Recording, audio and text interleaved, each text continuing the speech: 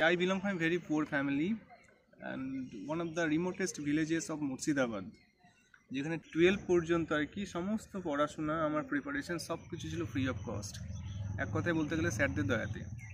Mind map বানাই, মানে summary wise, just একটা লাইন ডায়াগ্রাম থাকে, লাইন ডায়াগ্রাম রামায়ণ, মহাভারত, গীতা, ভাগবত, কোরআন, ত্রিপিটক, হ্যাঁ সব পড়া হয়ে গেছে। ইংলিশ ভার্সনগুলো পড়েছি। অনেকটা রাস্তা পায়ে হেঁটে স্কুল যেতাম টিল মাই মাধ্যমিক এক্সামিনেশনস। মাধ্যমিক পর্যন্ত আমি পায়ে হেঁটে স্কুলে যেতাম, স্কুলের ব্যাগ পর্যন্ত ছিল না। If you can't be the sun to sunshine the universe, surely you can be the little lamp to illuminate your surroundings. UPSC is a kind of examination only. It's only exam, not your life. More the number of resources, less is the probability to get selected. একটা কথা, নিজের আন্ধে সে চুলো বাঁধে। তো সেই সময় আর কি ওই কাউন্সেলিং করার জন্য 2,500-3 হাজার টাকা মতো লাগতো। সে 2,500-3 হাজার টাকা দেওয়ার মতো ক্ষমতা ছিল না।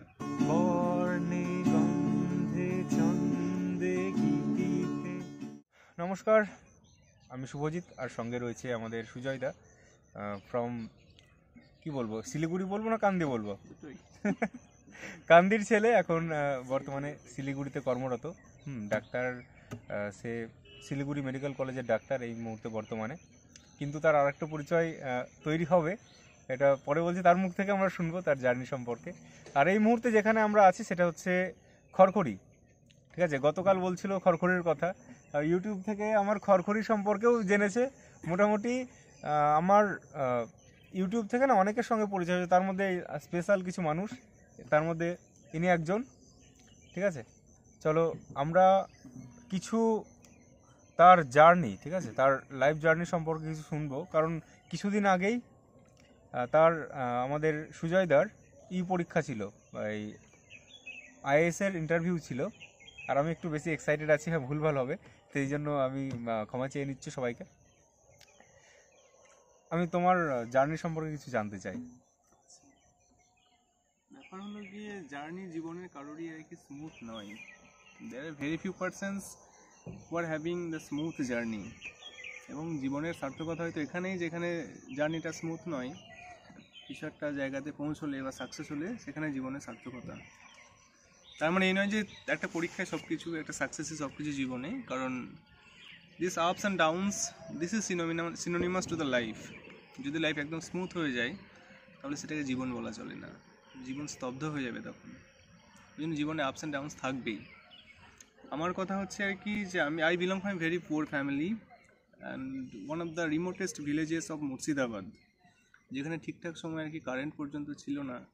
অনেকটা রাস্তা পায়ে হেঁটে স্কুল যেতাম টিল মাই মাধ্যমিক এক্সামিনেশনস। মাধ্যমিক পর্যন্ত আমি পায়ে হেঁটে স্কুলে যেতাম, স্কুলের ব্যাগ পর্যন্ত ছিল না। তারপরে আর কি আস্তে আস্তে ইমপ্রুভমেন্ট হয়। I started preparing for my NEET examination. কিন্তু সেই সময় নিটে আমার র্যাঙ্কও হয়েছিল ভালো, আমি 2বার সিলেক্টেড হই। প্রথমবার আমি জানতামই না যে নিটে সিলেকশন হওয়ার পরে কাউন্সেলিং করতে হয়, সেই জন্য আমি এটা ইনফরমেশন না থাকার কারণে সেই বছরটা আমার লস হয়ে যায়। এবং সেই বছর আমার র্যাঙ্ক হয়েছিল ওয়েস্ট বেঙ্গলে 142 only, but I did not selected because I miss the counselling, just lack of the knowledge. কারণ আমি অত্যন্ত গ্রামে থাকি, সেখানে এই সম্পর্কে কোনো আইডিয়াই ছিল না। তারপরে নেক্সট আমি আবার পরীক্ষা দিই, then I selected as MBBS student in the college of North Bengal medical college and hospital. তো সেই সময় আর কি ওই কাউন্সেলিং করার জন্য 2,500-3 হাজার টাকা মতো লাগতো। সে 2,500-3 হাজার টাকা দেওয়ার মতো ক্ষমতা ছিল না। আমার একজন মাস্টারমশাই ছিলেন আর কি, উনি এখনও আছেন। উনি কান্দিতে জেমো স্কুলে ছিলেন আর কি, এখন উনি দীঘার কোনো একটা স্কুলে আছেন, কনকজ্যোতি স্যার। তোমার স্কুলটা জেমো স্কুল? জেমো স্কুল, কান্দি জেমো স্কুল, জেমো। তো উনি ওখানে আমার টাকা দিয়ে কাউন্সেলিং করিয়ে দিয়েছিলেন। এবং আমার আপ টু দ্য 12 অনলি, 12 পর্যন্ত আর কি সমস্ত পড়াশোনা, আমার প্রিপারেশন সব কিছু ছিল ফ্রি অফ কস্ট। এক কথায় বলতে গেলে স্যারদের দয়াতে, মানে ওই টাকা পয়সা কিছু ছিল না দেওয়ার মতো।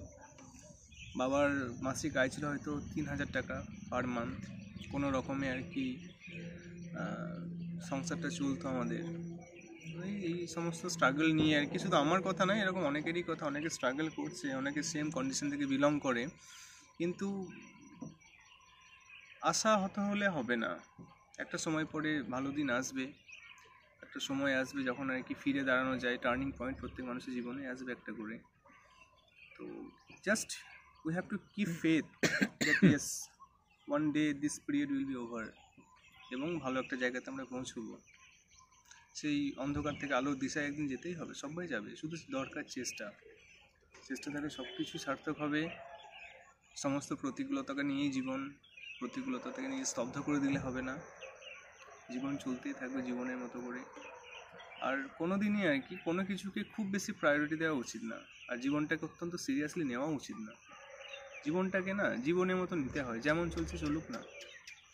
জাস্ট জীবনে কয়েকটা জিনিস দরকার, be humble, be decent, be responsible, that's all. Everything will come in front of you. Thank you. আচ্ছা, আমার আরেকটা কোয়েশ্চেন, হ্যাঁ, যে এই ইউপিএসসির কথা তুমি কবে ভাবলে? আমি এটা স্টার্ট করি আর কি হাউস সাবসিডির সময় থেকে। এমবিবিএস এর পরে কমপ্লিট হওয়ার পরে ইন্টার্নশিপ হয় 1 বছরের, আর 1 বছর অপশনাল একটা হাউস সাবসিডি পিরিয়ড থাকে, সেই সময় আমি শুরু করি। কারণ কয়েকটা খুব বাজে ইনসিডেন্ট হয়েছিল আমার সঙ্গে, সেগুলো বলছি না কী হয়েছিল। তারপর থেকে আমি স্টার্ট করি আর কি প্রিপারেশন ফর ইউপিএসসি। আমার যেটুকু মনে হয়েছে যদি ডেডিকেটেড 1 year প্রিপারেশন হয়, anyone can crack UPSC, কিন্তু that should be dedicated preparation, 1 year dedicated preparation। এটা খুব বেশি কঠিন পরীক্ষা না, পরীক্ষা দিলে ঠিকঠাক করে যদি পড়াশোনা করা যায় anyone can crack। আর বেশি মানে বিচলিত হলে হবে না যে কেউ অনেক বছর পরেও পায়নি, অনেক বছর পরেও সে জীবনটা তার বরবাদ হয়ে গেল, এরকম অনেক অনেক ভিডিও দেখা যায় যে 6 বার দিয়েও হয়নি, 5 বার দিয়েও হয়নি। ওইগুলো জাস্ট আর কি that will provide only you the negative vibes. আমি একটা কথা বলি, just stay away from those things.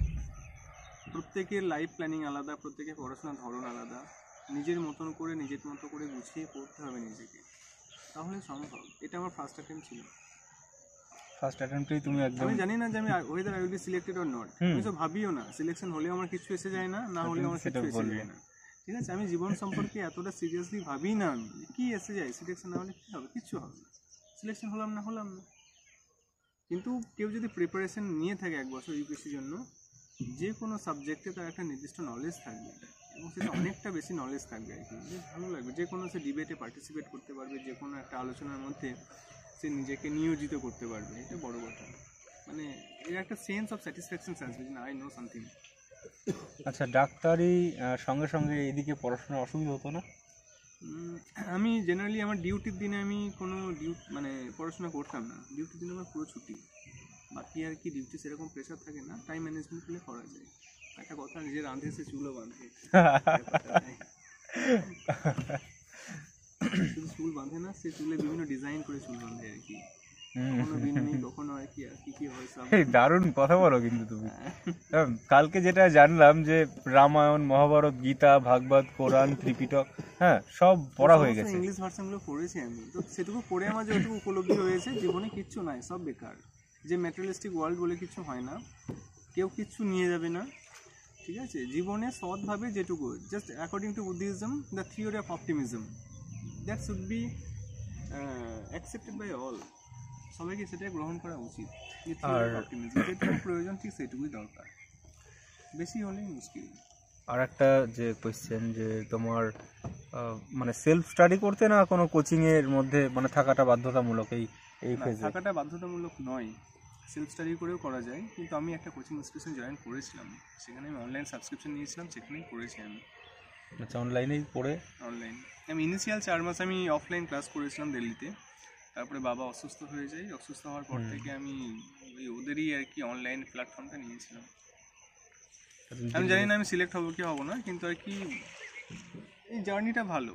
Anyone can enjoy this journey, মানে surely not, obviously not in 1 day, but surely 1 day will reach to your goal. সেটা একদিনে নয়, কিন্তু একদিন নিশ্চয়ই। আচ্ছা, বই আমাকে কিছু যদি মানে অনেকে ইউপিএসসির অ্যাসপিরেন্ট যারা দেখবে, হ্যাঁ, আমাদের ওয়েস্ট বেঙ্গলের অনেকে আছে, ভিডিওটা দেখবে, তারা কিছু বই, মানে তুমি কি কি বই ফলো করতে আমাকে সেটা যদি বলো। যে প্রথম কথা একটাই, পুরো মানে মেন কথা হলো কি আর কি, more the number of resources less is the probability to get selected. যত বেশি রিসোর্সের সংখ্যা বাড়বে, চান্স পাওয়ার সম্ভাবনা কিন্তু ততই কমবে। তো বেসিক যে source of your information should be your class note, তার সঙ্গে সেখানে অ্যাড করতে হবে from the current affairs and some standard textbooks, NCERTs, এগুলো। ইতিহাসে যেমন খুব ভালো বই পাওয়া যায়, হিস্ট্রির ক্ষেত্রে ওই রমিলা থাপারের অ্যানসিয়েন্ট হিস্ট্রি, এই বইগুলো খুব ভালো। এনসিআরটি 11-12।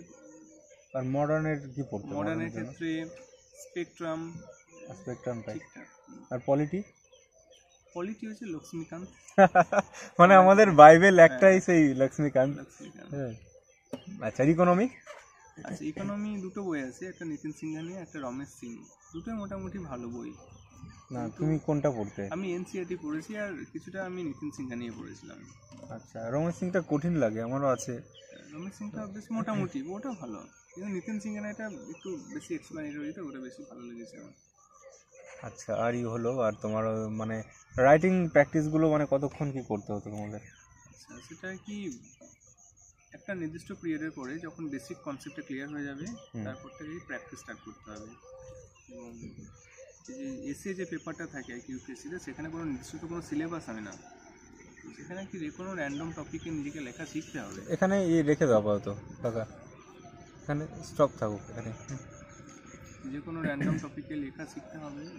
প্রত্যেকটা দিন যদি আর কি কেউ 6 ঘন্টা পড়াশোনা করে, বাকি 4 ঘন্টা যে লেখা প্র্যাকটিস করে, দ্যাট ইজ এনাফ। মানে 40% of your time should be given for writings only. আর কারেন্ট অ্যাফেয়ার্সগুলো কীভাবে? কারেন্ট অ্যাফেয়ার্স আমি ভিশনের যে ম্যাগাজিনটা পাওয়া যেত মান্থলি, সেটাই পড়তাম। আর ওদের একটা অনলাইন ইয়েও আছে, ওই ওয়েবসাইট, সেখানে লগ ইন করলে আর কি ডে ওয়াইজ, মান্থলি, উইকলি সব কিছু পাওয়া যায় বুলেটিন আকারে। That is very much effective for the preparation purpose. আর একটা কোয়েশ্চেন, যেটা ইন্টারভিউ মানে যে একটা সব ভয়ের একটা, মানে ভয় পায় সবাই, ইন্টারভিউ ভয়। তোমার ঢোকার আগের মুহূর্তে কেমন ফিল হচ্ছিল? ভয় লাগছিল? Actually that I don't consider that is an interview, as an interview. That is a kind of discussion, যেখানে যে বোর্ড মেম্বারগুলো থাকেন আর কি, ওনারা সত্যি মানে অসাধারণ মানুষ। মানে যেরকম জেন্টেলম্যান, কখন এরকম আনকমফোর্টেবল একটা সিচুয়েশন ফিলই করাবে না, এতটাই ভালো।